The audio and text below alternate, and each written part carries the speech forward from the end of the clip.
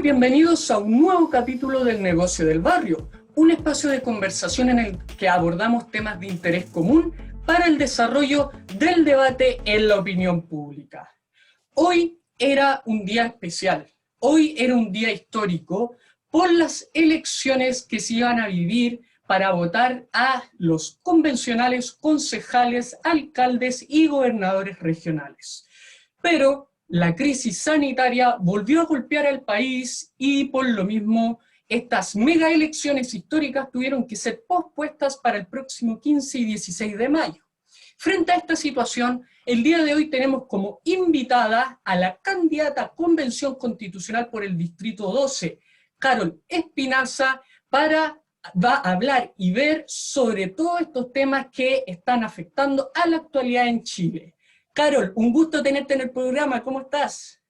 Muy bien, muchas gracias Gabriel por la invitación al Negocio del Barrio a poder conversar de estos temas. Hoy que se suponía que estábamos ahí en las urnas y bueno, cambió la situación y hay que apoyar las medidas nada más.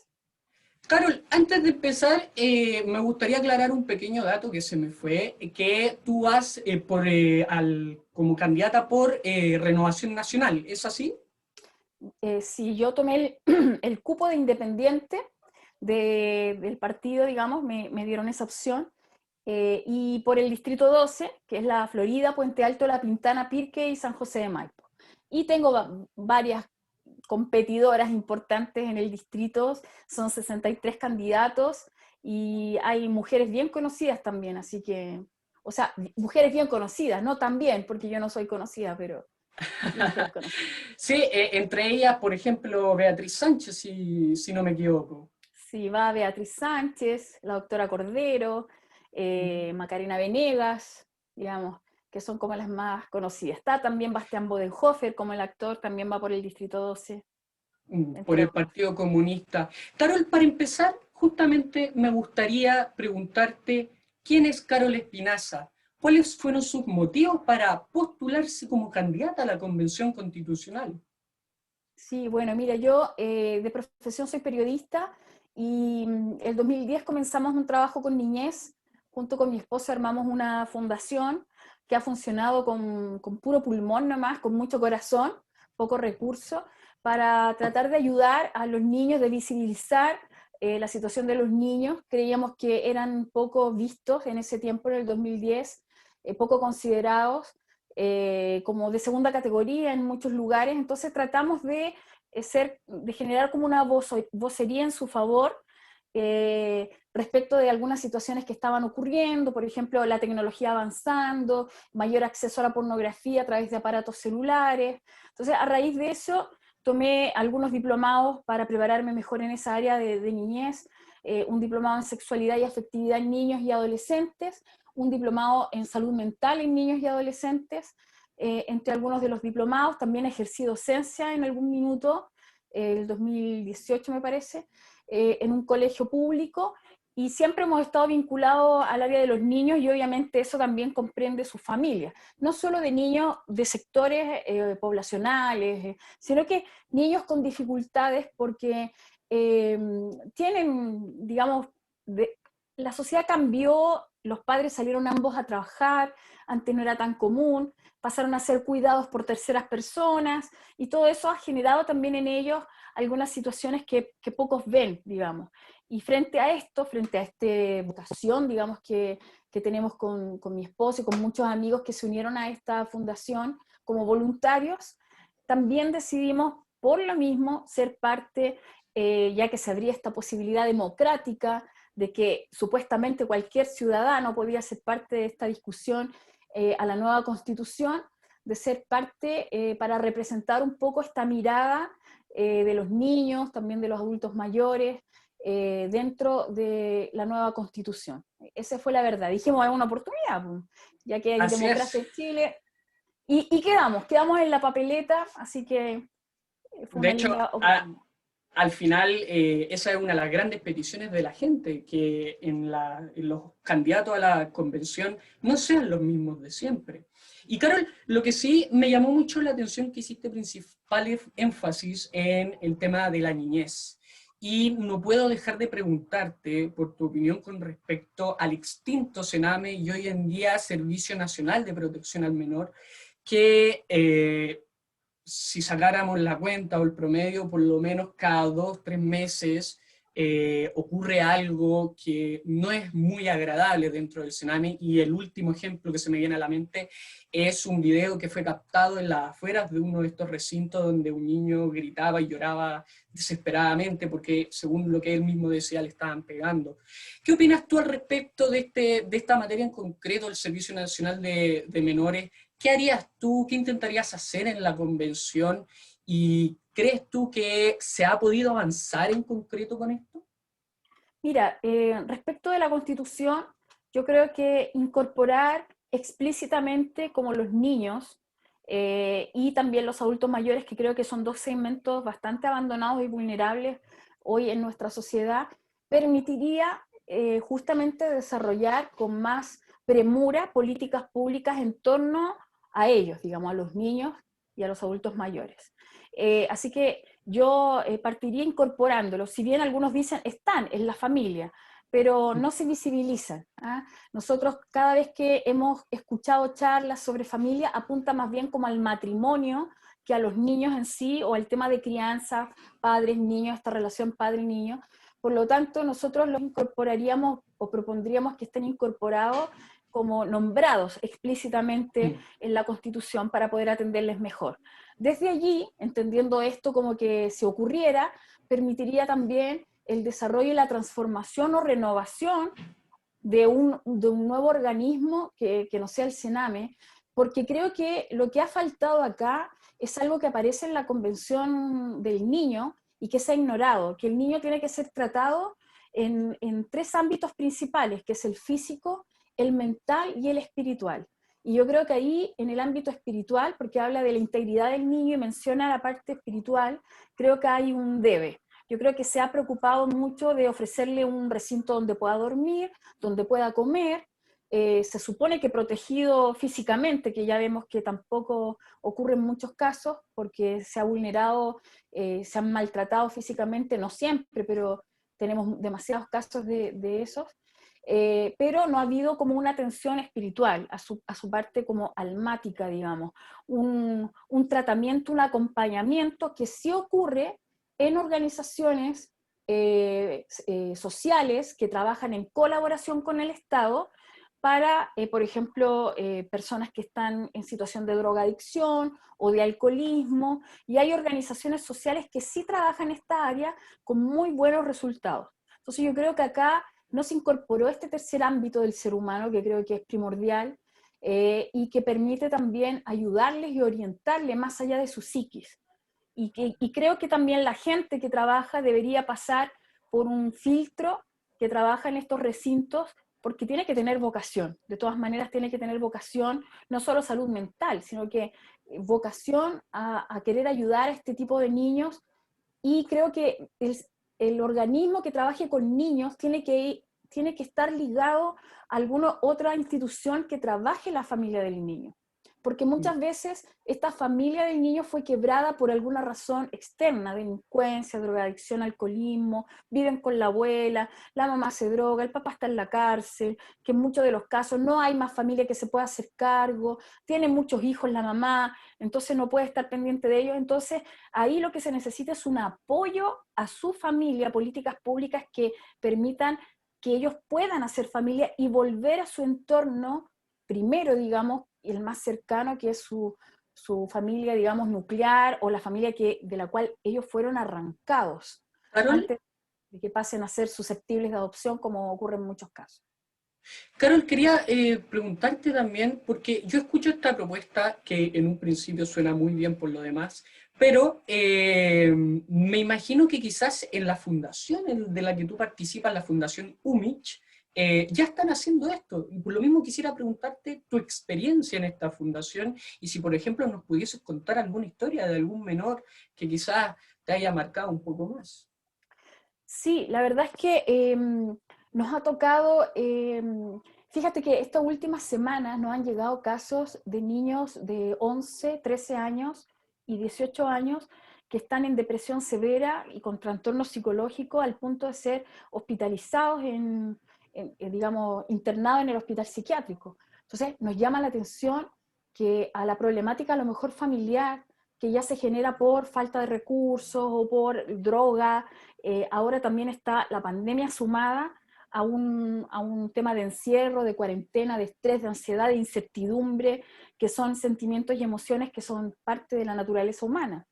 Entonces, efectivamente nosotros hemos ayudado a niños y a sus familias y se ha logrado restituir el entorno familiar y ellos volver, pero con un acompañamiento.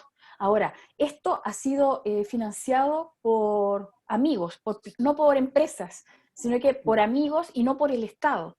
Entonces, ahí es donde nosotros creemos que falta una apertura a este tipo de organizaciones sociales para que ayuden, porque entiendo que el Estado no puede solucionar todo. También ahí creo que nos equivocamos en endosarle. Yo entiendo que la gente necesita sentir la garantía de una respuesta a sus problemáticas, pero es una falacia, por decirlo así. Es como falso creer que el Estado va a solucionarme todo, porque no es Dios, no es Pero Carol, el mago de la lámpara maravillosa. Entonces ahí creo yo que tiene que haber una colaboración con organizaciones sociales que sí están dispuestas y tal vez sí de desembolsar recursos en apoyo a estas organizaciones para que puedan realizar el trabajo. Lo que pasa hoy es que hay concursos públicos, pero te encasillan en un formato que es lo que ellos proponen, no te permiten a ti desarrollar tu propia propuesta en libertad. Eso es lo que pasa hoy en día.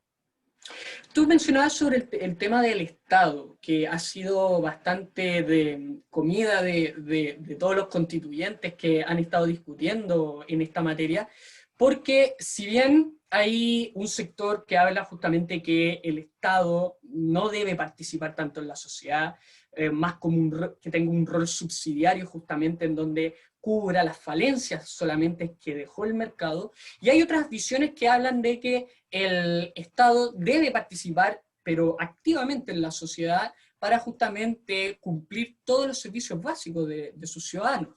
Sin embargo, yo te quiero llevar a otro pensamiento sobre esto, que es que muchas veces también se habla que el Estado, pese a su rol subsidiario, ve a las personas más como un gasto que como una inversión.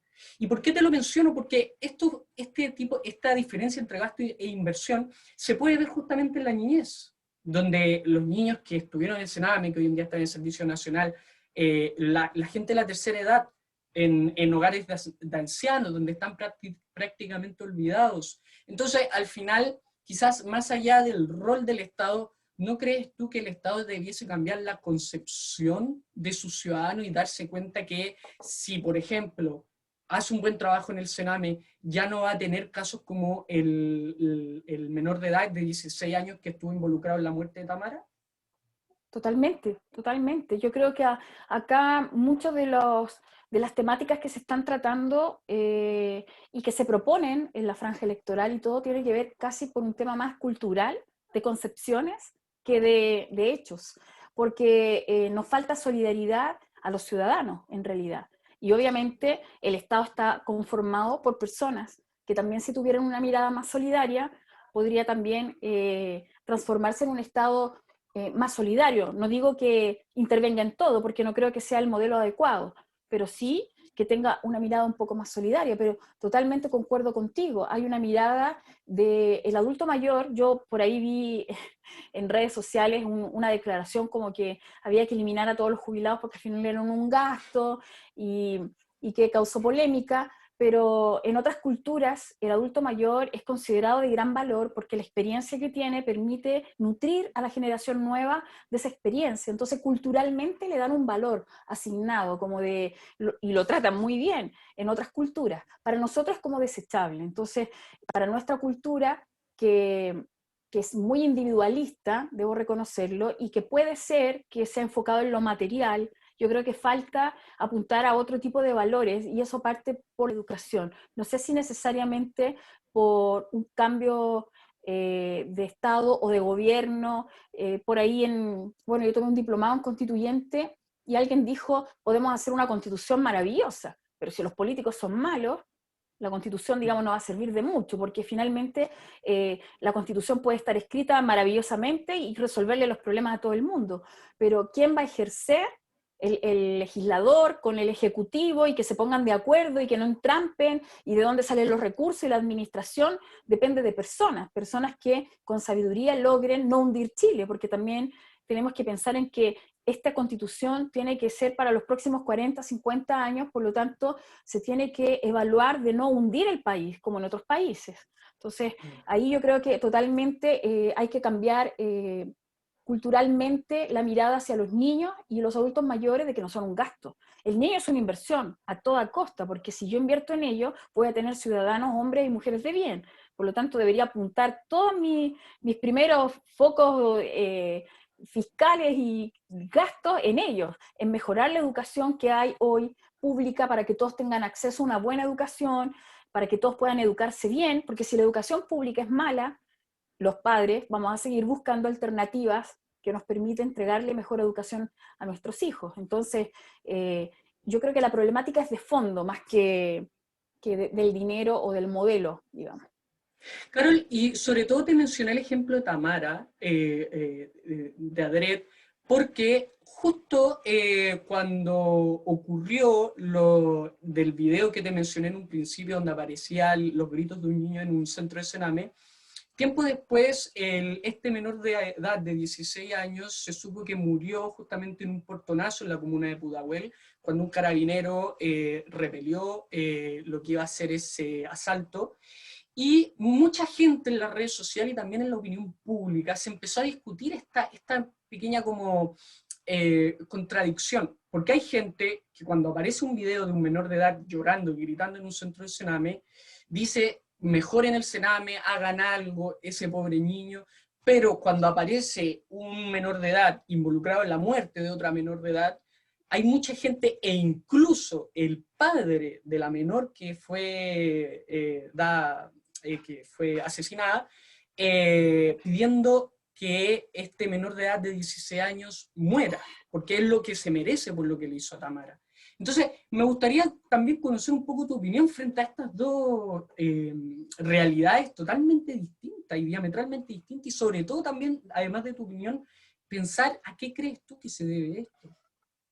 Claro, es justamente las faltas de oportunidades, por eso que el tema es de fondo y requiere de inversión, lamentablemente de gastos de dinero, de proyectos que permitan a estos menores que se crían en estos ambientes mostrarles otra realidad, porque finalmente viven en estas poblaciones. Yo tengo amigos que viven en estas poblaciones, que son de buena familia, y sus hijos, al juntarse con los amigos de poblaciones, terminan involucrados en drogadicción, y los papás tienen que tomarlo. O sea, tenemos un caso en particular, internarlo en un centro de rehabilitación, por más que venía de buena familia, porque el entorno finalmente les afecta, porque hay una edad en el niño que el entorno es la mayor influencia para él. No son los padres, sino que es el entorno de amigos.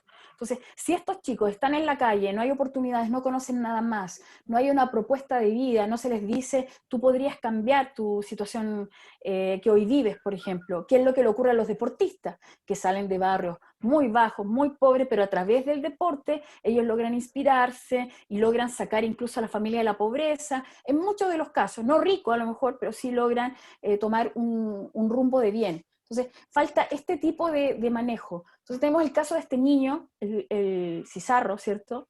Sí. Que lo conocimos de pequeñito y resulta que ya es mayor de edad y está en la cárcel. Entonces, ¿qué pasó? ¿Quién intervino? Entonces, ahí se necesita la colaboración del Estado junto con organizaciones sociales, la preocupación del entorno, de ver cómo se puede intervenir los barrios, hacer ciudad, y yo creo que ahí las políticas públicas tienen que mejorar. Ahora, ¿esto va a eliminar la delincuencia? No. ¿Por qué? Porque en todos los países, incluso los más desarrollados, sigue habiendo delincuencia. O sea, hay cosas que no se pueden eliminar, digamos, los países más ricos, y siguen teniendo gente a veces en la calle, durmiendo en las calles, con trastornos psiquiátricos, pero hay que tratar de cambiar a la mayor cantidad de niños, de influir en la mayor cantidad de niños, y creo que allí es importante políticas públicas de apoyo a la familia, para que la familia sea fortalecida, y también de educación, también, la parte de la educación yo creo que es fundamental. Carol, tú que estás constantemente en la calle, ¿qué crees tú, cuál crees tú que sería el principal factor que afecta a estos niños que muchas veces terminan en el Sename, por ejemplo, o delinquiendo? ¿Qué crees tú que es lo primordial en esos casos? Sí, bueno, ellos no conocen otro mundo. Yo creo que mostrarles, nosotros alguna vez escribimos un proyecto de tomar a muchos de estos niños y hacerle un seguimiento de 5 años, incluso de trabajar con ellos 5, 6 años, hasta 10 años con ellos. Y ponte tú, yo no sé si alguno de ellos alguna vez ha ido a escuchar una sinfónica, por ejemplo, o al teatro, o llevarlos a lugares, a un canal de televisión, y que ellos vean los estudios por dentro. ¿Ves? Porque cuando tú ves eso y dices, wow, yo podría hacer esto, me gustó esto, irlos a la aeronáutica, llevarlos en un paseo en avión. Entonces, a veces son cosas sencillas que puede cambiarle la mirada al niño, independientemente que la familia no tenga opciones. La falta de oportunidad, el acompañamiento, yo creo que es vital, y para eso necesitamos la colaboración de parte del Estado con las organizaciones sociales. Yo creo que el mejor gobierno, el mejor Estado, la mejor propuesta tiene que ser colaborativa en todos los sentidos. No mucho de uno ni poco de otro, sino que algo Claro. complementario que permita que el Estado aporte y apoye lo que tiene que hacer con también la colaboración de privados, ¿no? Carol, ya a 5 minutos que finalice el programa, me gustaría consultarte sobre lo que hablamos en el comienzo, sobre la postergación de estas mega elecciones. ¿Cómo te afectó a ti esta postergación, sobre todo pensando en tu campaña propagandística, por ejemplo? Mira, para todos los independientes fue un golpe duro, hasta el último minuto todos esperando que no ocurriera. En mi caso en particular no fue así, porque digamos, los pocos recursos los guardamos hasta el final para inyectar las últimas semanas la campaña, así que algo nos queda para seguir y al contrario, para mí fue como, me sacó como un alivio porque estaba bastante estresada. Igual estoy jugando con los recursos pocos que tenemos, pero me va a permitir prepararme mejor, meditar un poco también cosas que hablé. Entonces, yo en forma muy, esto es algo muy personal, digamos, yo como que agradezco este tiempo de aplazamiento, pero sé que a la mayoría les perjudicó totalmente porque hicieron inversiones, invirtieron todo lo que tenían desde ya. Entonces, eh, complejo. ¿Crees tú que, muy cortito, crees tú que hay una desigualdad con los ingresos, donaciones para que se entienda, que reciben los candidatos a la convención, por ejemplo? Sí, por supuesto. Claro que sí, hay diferencias. Este fue un llamado a la constituyente no muy democrática. O sea, cualquiera se podía postular, pero no cualquiera en realidad, porque igual se necesita preparación, igual se necesita dinero. O sea, a mí cuando yo recién quise entrar me dijeron, lo mínimo que tienes que tener son 20 millones de pesos como por debajo. Mi lista dice que yo puedo gastar hasta 390 y tantos millones de pesos y yo no tengo pero ni la cuarta parte de nada de eso. Entonces, pero sí hay otros que están muy bien armados, que vienen de familias políticas, que vienen de conglomerados políticos mucho mayores, que están acostumbrados, que están apostando a esas personas mucho más mayor dinero. Entonces, sí, de todas maneras hay un tema de desigualdad y obviamente el aplazamiento de las elecciones creo que va a perjudicar a los candidatos independientes, apoyados por partidos o no, pero a los candidatos independientes creo que les va a perjudicar. Carol, te quiero dar las gracias por haber estado hoy día en el tercer capítulo de El negocio del barrio. Así que, pero antes, me gustaría dejarte un pequeño minutito ahí para que puedas hablarle a toda tu gente ahí del Distrito 12, sobre todo pensando de aquí a las elecciones que van a ser el 15 y 16 de mayo. Sí, bueno, mi nombre es Carol Espinaza, la única Espinaza de la lista XP18, mayoría de edad, de La Florida, Puente Alto, La Pintana, Pirque, San José de Maipo, y yo sé que todos queremos mejoras económicas, mejor salud, mejor educación, y va a haber mucha gente que va a hablar esos temas, yo también apoyo esos temas, pero no podemos olvidarnos de cosas trascendentales, que son los niños, los adultos mayores, la familia, algunos valores que tienen que estar en la Constitución, para hacer también de Chile un país más solidario y más colaborativo entre todos. Así que si usted está de acuerdo conmigo, vote por mí, ahí la única Espinaza en XP18 de la lista constituyente, Distrito 12. Muchas gracias, Carol. Y con este mensaje concluimos el tercer capítulo de la segunda temporada del Negocio del Barrio. No se olviden ahí de opinar, debatir y compartir en las redes sociales del canal Tendencias Prime para conocer cuáles son sus reacciones con esta postergación de las elecciones y sobre todo este tema en concreto que tocamos hoy día con Carol de la niñez. Así que nos vemos en otra ocasión. Hasta luego.